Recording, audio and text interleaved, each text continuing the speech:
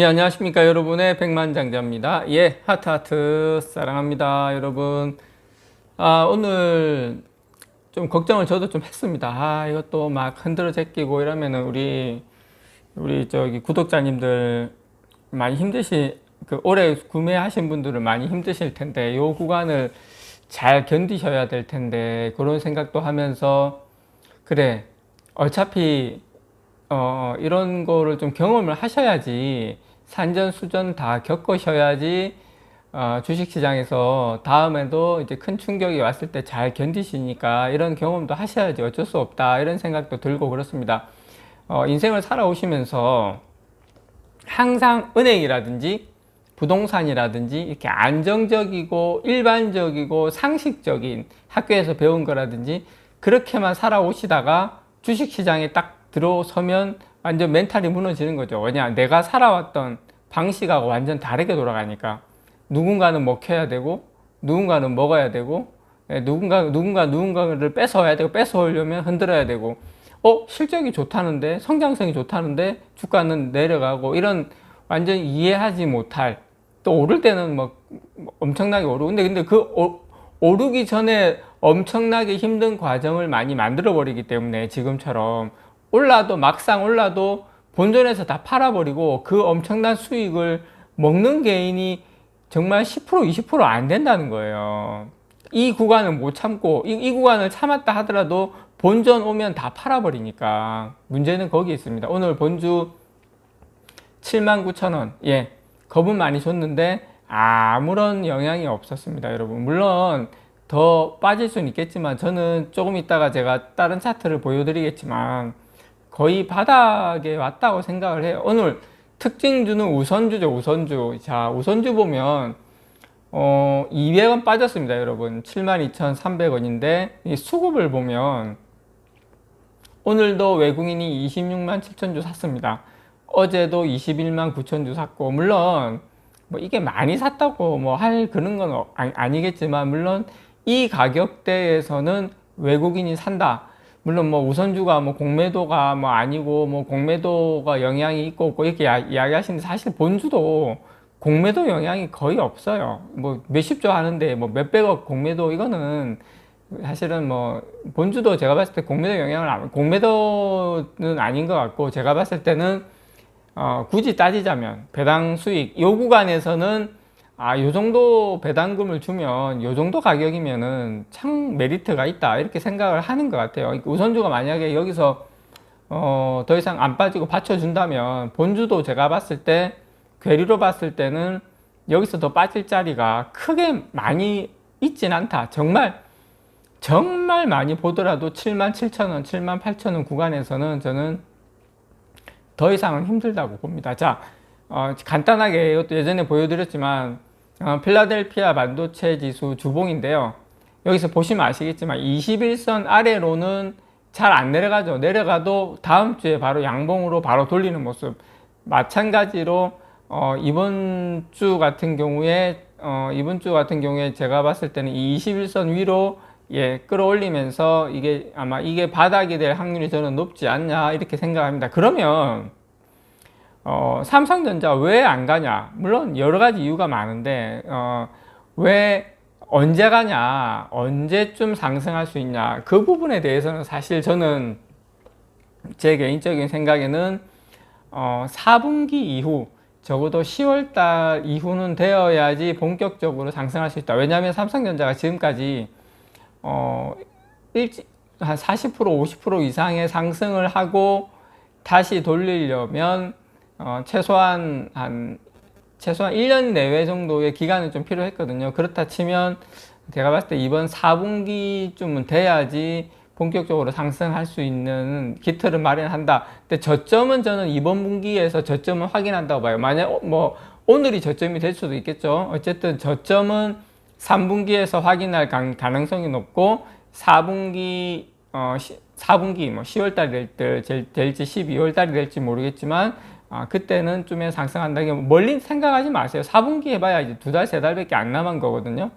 지금까지 참으신 분들은 또 장기 투자하시고 배당 받으실 거면 삼성전자는 고배당주라서 그런 것도 조금 덜 하실 것 같아요. 자, 그리고 요거 이야기를 좀 드릴게요.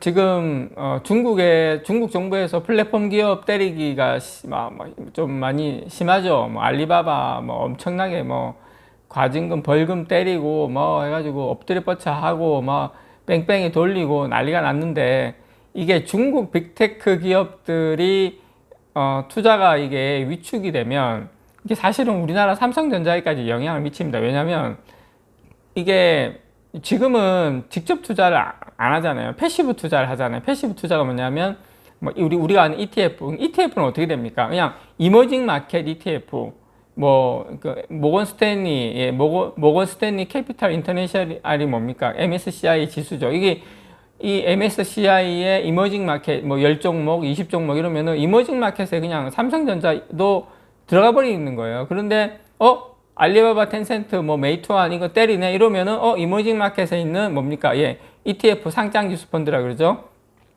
돈이 빠져나갈 수밖에 없는 구조가 됩니다. 그래서, 이 이머징 마켓 같은 경우에는 비중이 그 MSCI 내에 있는 이머징 마켓에는 뭐 중국, 대만, 한국 시장의 비중이 상당히 높거든요. 그렇다 치면 중국을 때려도 이머징 마켓에 있는 돈이 ETF나 이런 것들이 돈이 빠져나가면서 삼성전자도 일부 영향을 받을 수가 있다. 저는 그게 물론 지금 뭐 업황이 어떻고 뭐 좀 이따 제가 업황 이야기도 말씀드리겠지만, 업황이 어떻고 저떻고 막 이야기를 하는데, 지금 요 문제가 해결되려면 중국발 어떤 직격탄 신흥국의 어떤 IT 섹터나 이런 쪽에 회복이 되려면 적어도 이번 분기는 조금 시간이 좀 필요할 것 같다, 그렇게 생각을 하고요.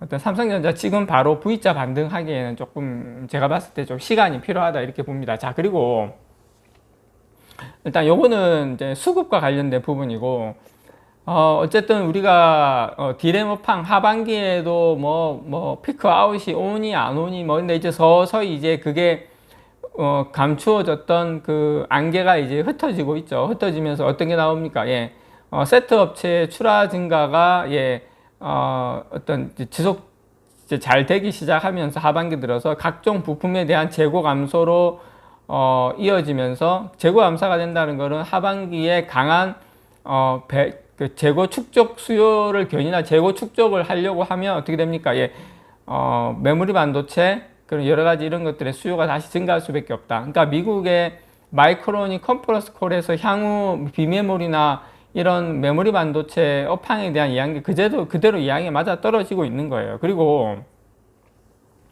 과거에는 업황이 만약에 하락한다 이렇게 되면 반도체 업체들이 그거 대응하는데 1년 가까이 시간이 걸렸어요. 무슨 말이냐면, 이제 막 공급이 많아졌어. 그런데도 그 다음 해까지 막 공급이 계속 그 수량 이게 통제가 안 돼가지고 공장 증설을 하는 바람에 그게 늦어졌거든요. 근데 이제 2007년도 디램 가격이 가파르게 그때 막 내렸죠. 내리기 시작했지만 2008년도에 돼서야 디램 투자가 감소했어요. 그때는. 근데 이제 최근에 이제 반도체 욕을 보면, 최근에 디램 가격이 2016년 하반기부터 상승해서 17년, 18년 엄청난 호황을 누렸잖아요. 근데 이때는 공급 부족을 예상하고 선제적으로 투자와 생산을 끌어올리고 그 다음 이제 공급을 줄였거든요. 그러니까 이런 사이클이 예전보다는 이게 대응하는 게 상당히 빨라졌다, 좋아졌다. 지금 분명히 제가 요 말씀을 드릴게요. 자, 서버용 반도체 교체 수요로 빅사이클이 도래하고 있는 지금 도래 아직 시작도 안 했다고 생각을 해요. 특히 서버용이 수익성이 좋잖아요. 그런데 이게 2017년, 2018년도에 초호황이 왔는데 서버용 반도체 교체 주기가 3년마다 오거든요. 그러면 2021년 지금 하반기인데 아직까지 안 왔단 말이죠. 서버용 반도체 교체 주기가. 그렇다 치면 제가 봤을 때 올 하반기부터는 최소한, 사실 서버 업체들도 이해가 가는 게 DDR5를 기다린 거예요. DDR5가 나오면서 같이 교체해줘야지 자기들도 전력이라든지 전력 소모량도 적고 성능도 좋은 DDR5로 교체하려고 지금 계속 기다리고 있었죠. 구글 같은 경우 얼마 전에 다운도 되고. 그래서 저는 요 서버용 교체 수요가 아직 안 왔다. 예, DDR5나 이런 게 되면서 나오면은 본격적으로 교체 사이클이 저는 내년부터는 늦어도 내년부터는 진행이 되면서 이 하이퍼스케일 뭐 북미의 어떤 대규모 데이터 센터를 운영하는 하이퍼스케일 데이터 센터 가동률도 증가하면서 빠르면 하반기 내년부터는 이 어마어마한 데이터 센터의 수요가 끌어올린다. 그리고 제가 그전 영상에서도 말씀드렸지만 휴대폰 수요도 내년엔 더 좋아지거든요. 이렇게 치면 지금 구간은 절대 파는 구간이 아니고 여러분들이 걱정하셔야 될 구간이 아니라는 걸 다시 한 번 더 강조드립니다. 이상 백만장자였습니다. 사랑합니다, 여러분.